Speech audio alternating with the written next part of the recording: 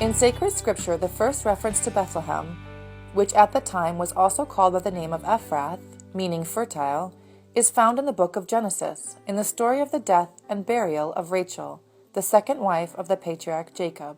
Rachel died and was buried on the way to Ephrath, namely Bethlehem.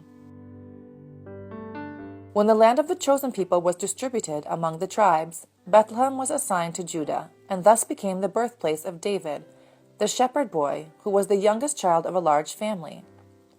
He was chosen by God to be the second king of Israel. Since then, Bethlehem was united to the Davidic dynasty, and the prophet Micah announced that there, in that small country, the Messiah was to be born.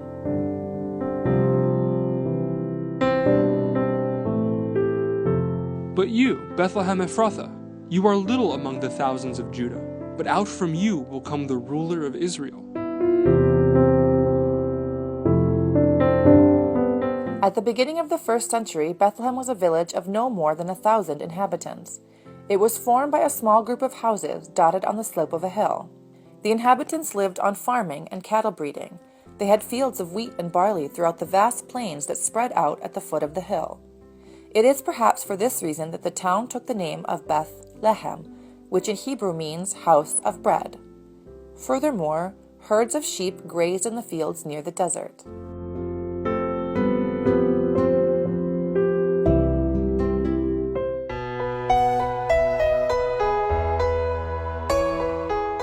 Even the disciples of Christ and the early Christians were from the outset fully aware of the importance of Bethlehem.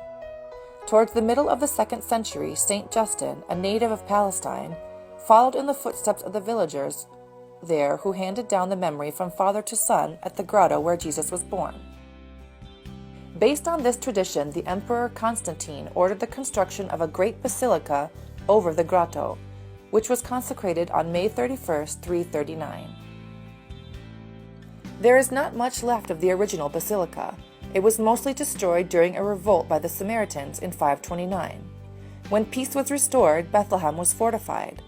Emperor Justinian built a new church on the same site, similar to the original one but larger, and it remains to this day, having survived the various invasions where other holy sites were destroyed during the Constantinian or Byzantine period.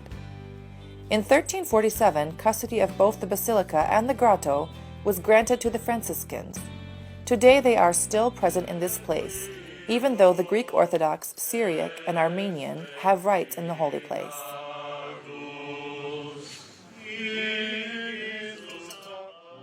From the square of the basilica, the visitor has the impression of being in front of a medieval fortress. There are thick walls and buttresses with some small windows. You enter through a small door.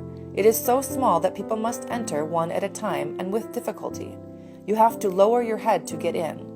Whoever wants to enter the place of Jesus' birth must bow.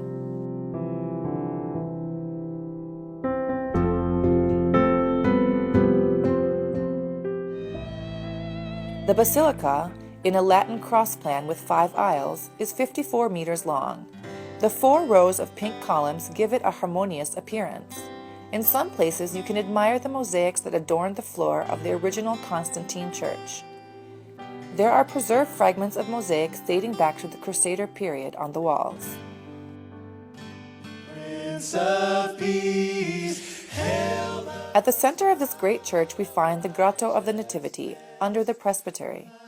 It is shaped like a small chapel with a small apse on the eastern side. The smoke of the candles lit by the popular piety throughout the centuries has blurred the walls and ceiling. There is an altar, and below it a silver star marking the place where Christ was born. Lord, in a manger born a king. The manger where Mary laid the baby is in an adjoining chapel. In reality, it is a hole in the rock, now covered with marble, which in the past was coated in silver. In front there is an altar called Altar of the Three Kings, because it has an altarpiece depicting the scene of the Epiphany.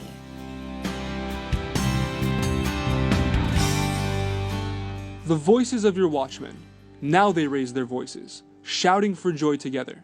For with their own eyes they have seen Yahweh returning to Zion.